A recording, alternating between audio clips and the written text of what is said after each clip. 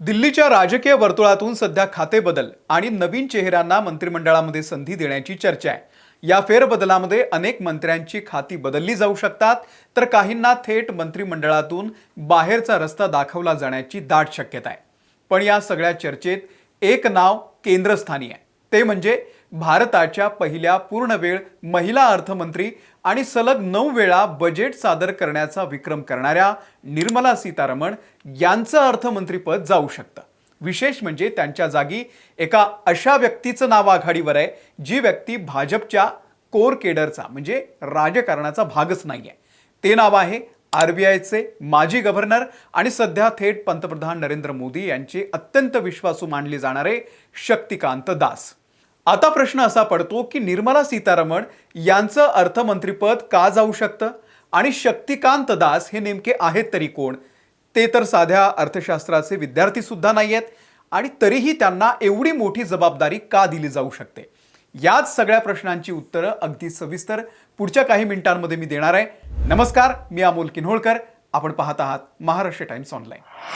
सुरुवातीला आपण समजून घेऊयात की या संभाव्य फेरबदलामध्ये नक्की कोणत्या मंत्र्यांवरती तलवार टांगली गेलेली आहे आणि त्यांची कारणं काय। पंतप्रधान नरेंद्र मोदींनी गेल्या काही महिन्यांमध्ये सर्व मंत्रालयांच्या कामकाजाचा सविस्तर आढावा घेतलेला आहे। विकसित भारत आणि आत्मनिर्भर भारत या योजनांचा वेग ज्या खात्यांमध्ये मंदावला आहे, तिथल्या मंत्र्यांना सध्या बदललं जाऊ शकतं। दुसरं म्हणजे एनडीए सरकार चालवताना मित्र पक्षांना सोबत घेणं सुद्धा गरजेचं आहे।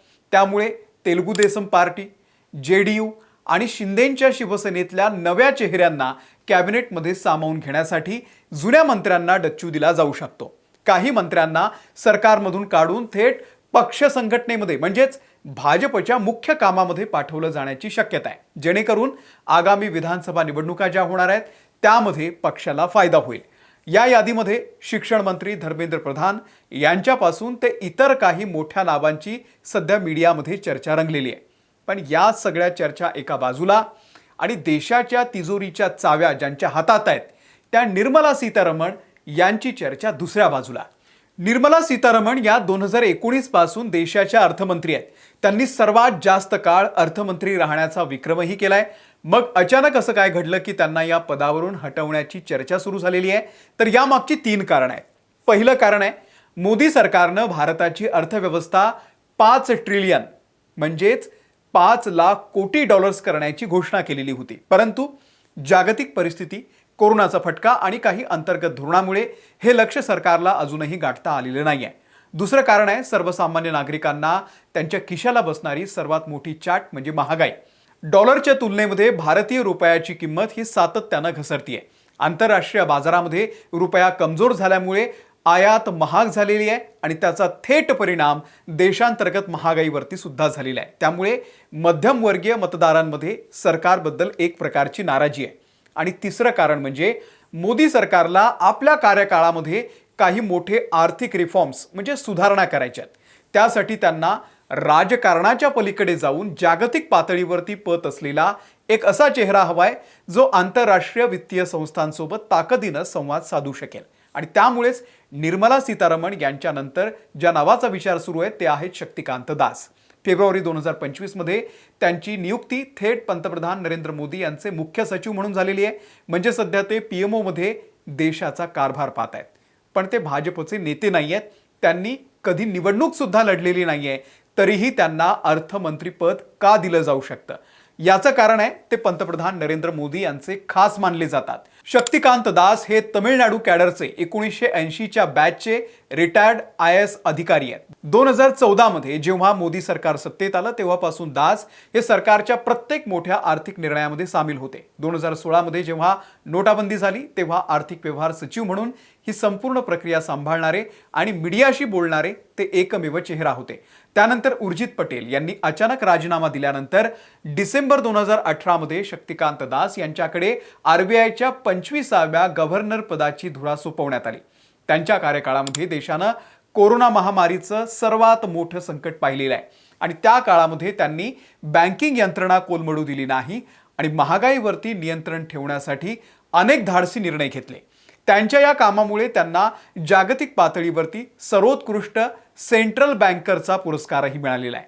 पण शक्तिकांत दास या नावाभोवती दोन मोठे वाद आहे. ते वाद फार महत्त्वाचे आहे, तुम्ही शेवटपर्यंत ऐका. जेव्हा शक्तिकांत दास यांना आरबीआयचं गव्हर्नर बनवलं गेलं तेव्हा टीका झाली, कारण आरबीआयच्या इतिहासामध्ये साधारणपणे रघुराम राजन किंवा उर्जित पटेल यांच्यासारख्या नामवंत अर्थतज्ञांना गव्हर्नर केलं जायचं. दास हे अर्थतज्ञ नसून ते एक नोकरशाह आहेत. त्यामुळे ते सरकारचा शब्द ऐकून स्वायत्त असलेल्या आरबीआयवरती दबावच आणतील अशी टीका विरोधकांनी केलेली होती. दुसरा वाद त्यांच्या शैक्षणिक पात्रतेचा आहे, जसा मोदींविषयी सोशल मीडियामध्ये कायम चर्चेला जातो.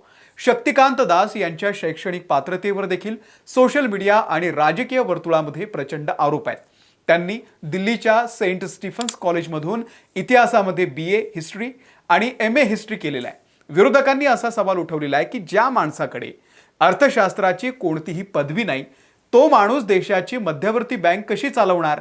आणि आता तर देशाचं अर्थमंत्रीपद त्यांना देण्याची चर्चा आहे. आता तुम्हाला प्रश्न पडला असेल की भाजपमध्ये एवढे मोठे दिग्गज नेते आहेत आणि ते असताना एका माजी IAS अधिकाऱ्याला अर्थमंत्रीपद का दिलं जाईल?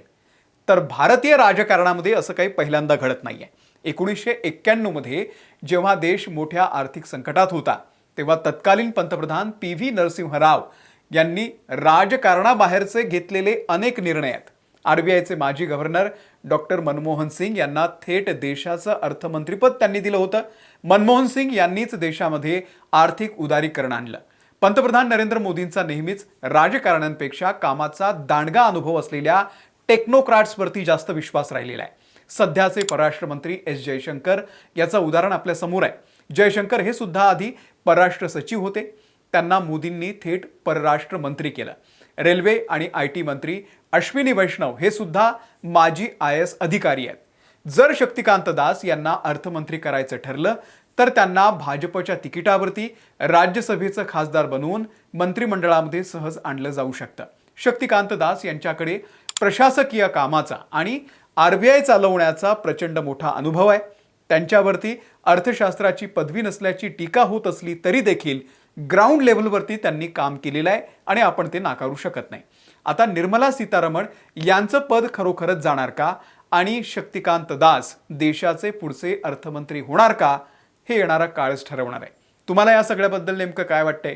देशाची ढासळती अर्थव्यवस्था रुळावरती आणण्यासाठी निर्मला सीतारमण यांच्या जागी शक्तिकांत दास योग्य पर्याय आहेत का? तुमचं मत खाली आम्हाला कमेंट करून नक्की सांगा. हा व्हिडिओ आवडला असेल लाईक करा, चॅनलला सबस्क्राईब करा आणि तुमच्या मित्रासोबत हा व्हिडिओ शेअर सुद्धा करा. धन्यवाद.